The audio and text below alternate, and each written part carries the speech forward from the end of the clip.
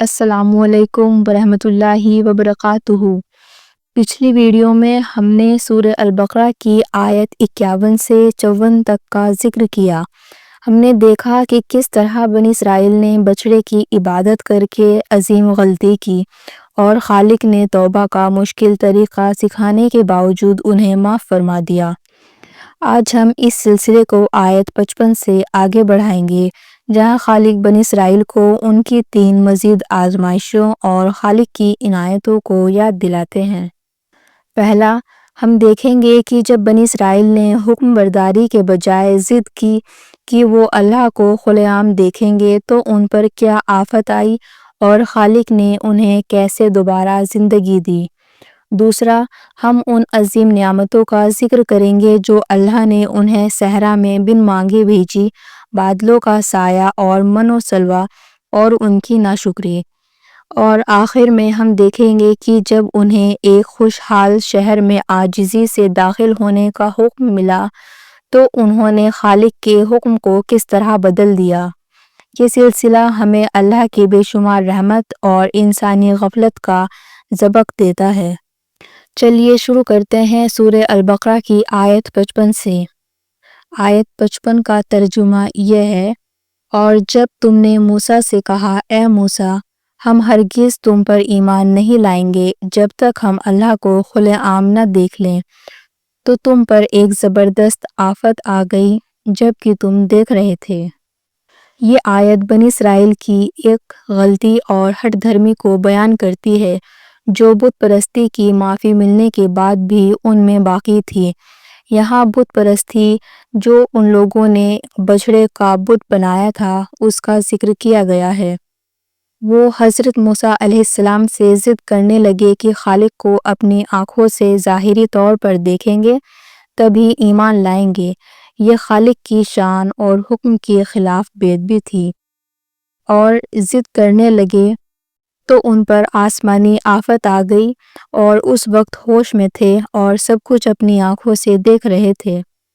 یہ واقعہ اس وقت پیش آیا جب حضرت موسیٰ علیہ السلام نے اپنی قوم کے 70 بڑے لوگوں کو طور پہاڑ پر تورات کی تصدیق کے لیے ساتھ لیا تھا۔ جب انہوں نے خالق کو دیکھنے کی ضد کی تو یہ آفت آ گئی۔ یہ آیت دکھاتی ہے کہ خالق کے حکم اور اطاعت میں ضد یا بحث کرنا بہت خطرناک ہو سکتا ہے۔ آیت 56 کا ترجمہ، پھر تمہاری اس موت کے بعد ہم نے تمہیں زندہ کیا تاکہ تم شکر گزار بنو۔ یہ آیت خالق کی عظیم رحمت اور قدرت کا ثبوت ہے اور یہ 55 سے جڑی ہوئی ہے۔ پچھلی آیت 55 میں بنی اسرائیل نے جب ضد کی کہ وہ اللہ کو کھلی آنکھوں سے دیکھیں گے تو ان پر ایک زبردست آفت آ پڑی جس کی وجہ سے وہ لوگ مر گئے، ان پر بجلی گر گئی تھی۔ اس آیت 56 میں خالق بتا رہے ہیں کہ ان کی موت کے بعد اللہ نے انہیں معجزے کے طور پر دوبارہ زندہ کر دیا۔ انہیں دوبارہ زندہ کرنے کا مقصد یہ تھا کہ وہ خالق کی اس اہم عنایت کو دیکھیں اور اس کے بعد شکر گزار بن جائیں۔ اس عظیم واقعے کے بعد انہیں پورا یقین ہو جانا چاہیے تھا کہ اللہ ہر چیز پر قادر ہے اور اس کے حکم کو ماننا بہت ضروری ہے۔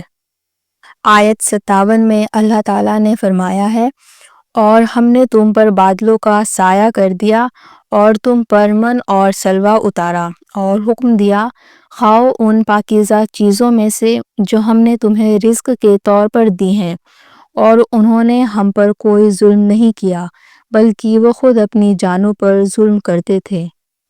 یہ آیت ان اہم عنایتوں کا ذکر کرتی ہے جو خالق نے بنی اسرائیل پر اور ان کی ضد اور غلطیوں کے باوجود کیے تھے، خاص کر جب وہ صحرائے سینا میں بھٹک رہے تھے۔ جب بنی اسرائیل صحرائے سینا کی گرمی میں تھے جہاں دھوپ سے بچنے کا کوئی ٹھکانہ نہیں تھا، خالق نے بادلوں کو بھیج کر ان پر سایہ کر دیا۔ اب سمجھتے ہیں من و سلویٰ کا مطلب۔ من یہ ایک طرح کی میٹھی چیز تھی جو صبح کے وقت برف کی طرح گرتی تھی۔ یہ دودھ سے زیادہ سفید اور شہد سے زیادہ میٹھی تھی۔ سلویٰ یہ بٹیر جیسی چڑیا تھی جو بہت زیادہ مقدار میں انہیں کھانے کے لیے مل جاتی تھی۔ یہ من و سلوہ خالق کی طرف سے ایک معجزاتی کھانا تھا تاکہ وہ لوگ بھوک سے بچ سکیں۔ خالق نے انہیں پاک اور اچھی چیزیں دی تھی۔ انہیں حکم دیا تھا کہ وہ ہمیشہ تازہ کھائیں اور شکر کریں۔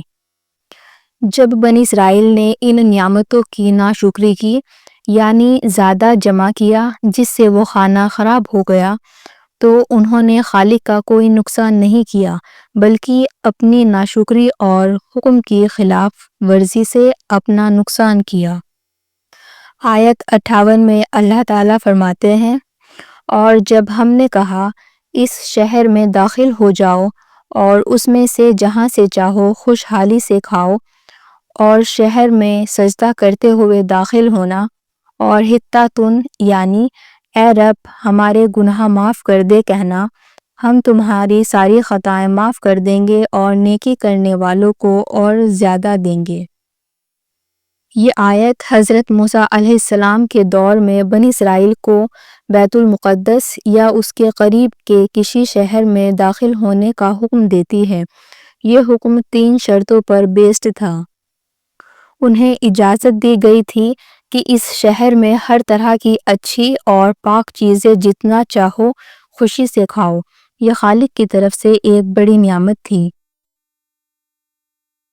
انہیں حکم ملا تھا کہ دروازے سے سجدہ کرتے ہوئے داخل ہوں۔ اس کا مطلب تھا کہ خالق کے سامنے عاجزی اور اطاعت کا اظہار کرنا۔ انہیں داخل ہوتے وقت حطّۃ کہنے کا حکم تھا۔ اس کا اصل مطلب تھا ہماری خطائیں معاف کر دے۔ یہ آیت یہ سکھاتی ہے کہ دنیا کی فتح اور نعمتوں کو عاجزی اور توبہ کے ساتھ قبول کرنی چاہیے۔ الحمدللہ، آج ہم نے سورہ البقرہ کی آیت 55 سے 58 تک کا بیان، ترجمہ اور گہرا پیغام سمجھا۔ ہم نے دیکھا کہ کس طرح بنی اسرائیل کی ہٹ دھرمی نے انہیں آفت میں ڈالا اور کیسے اللہ کی رحمت نے انہیں دوبارہ زندگی دی۔ ہم نے یہ بھی دیکھا کہ کیسے اللہ تعالیٰ نے ان کے اوپر بادلوں کا سایہ کیا اور من و سلوہ جیسی عظیم نعمتوں کے باوجود ان کی ناشکری کا نتیجہ کیا نکلا، اور حطّۃ کہنے کے حکم کو کس طرح انہوں نے بدل دیا۔ ان تمام واقعات میں اللہ ہمیں یہ سبق دے رہے ہیں کہ وہ بے شمار عنایتوں کے مالک ہیں اور ہمیں ہر حال میں شکر گزار اور عاجزی اختیار کرنی چاہیے۔ انشاءاللہ اگلے حصے میں آیت 59 سے آگے کا سفر شروع کریں گے، جہاں بنی اسرائیل کی نافرمانی اور ان پر آنے والے سخت انجام کا ذکر ہے۔ اللہ ہمیں قرآن کو صحیح سمجھ کے ساتھ پڑھنے اور عمل کرنے کی طاقت دے، آمین۔ آپ سب اپنا خاص خیال رکھیے گا اور دعاؤں میں ضرور یاد رکھیے۔ اگر آپ چاہتے ہیں کہ آپ کو ایسی روحانی معلومات ملتی رہے تو چینل کو ضرور سبسکرائب کریں اور اس ویڈیو کو لائک اور شیئر کرنا نہ بھولیں۔ جزاک اللہ خیر۔